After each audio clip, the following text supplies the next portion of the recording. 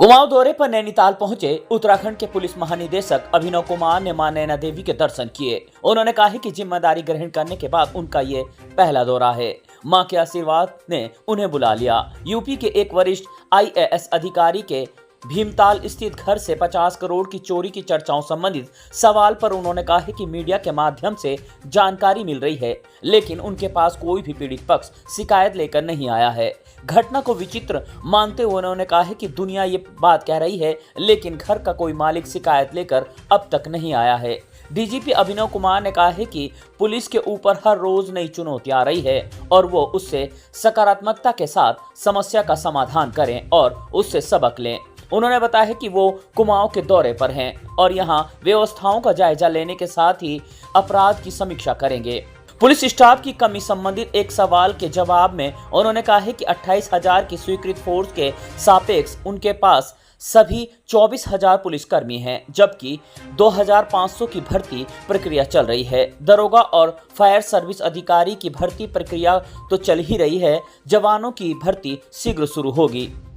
के माध्यम से ये बात आ रही है कि कहीं पे किसी अधिकारी के मकान से इस प्रकार से कोई बहुत बड़ी चोरी हुई है। अमाउंट भी अलग अलग बातचीत की जा रही है। कोई कह रहा 50 करोड़ की चोरी हुई है, कोई कह रहा 65 करोड़ की चोरी हुई है। जहाँ तक हमारी बात है, हमारे पास इस बारे में कोई किसी भी पीड़ित पक्ष से कोई शिकायत, कोई तहरीर नहीं आई है।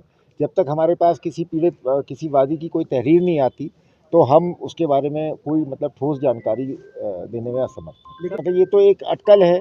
अब किस घर में चोरी हुई है, उस घर का मालिक कौन है, वो मालिक आके खुद हमें बताए कि अब मेरे घर में चोरी हुई है। अब ये बहुत विचित्र सी परिस्थिति है कि पूरी दुनिया कह रही है चोरी हुई है और कोई हमारे पास ऐसा पीड़ित पक्ष अभी तक नहीं आया है जो कहे कि मेरे घर में चोरी हुई। हमारी लगभग 28,000 की सैंक्शन स्ट्रेंथ है और उसके अगेंस्ट लगभग 24,000 कर्मी अभी हमारे पास उपलब्ध हैं और अभी लगभग 2,500 लोगों की भर्तियाँ विभिन्न स्टेजेस पर हैं। दरोगा और फायर सर्विस ऑफिसर्स की तो चल रही है और कांस्टेबल्स की भर्ती शीघ्र शुरू की जाएगी।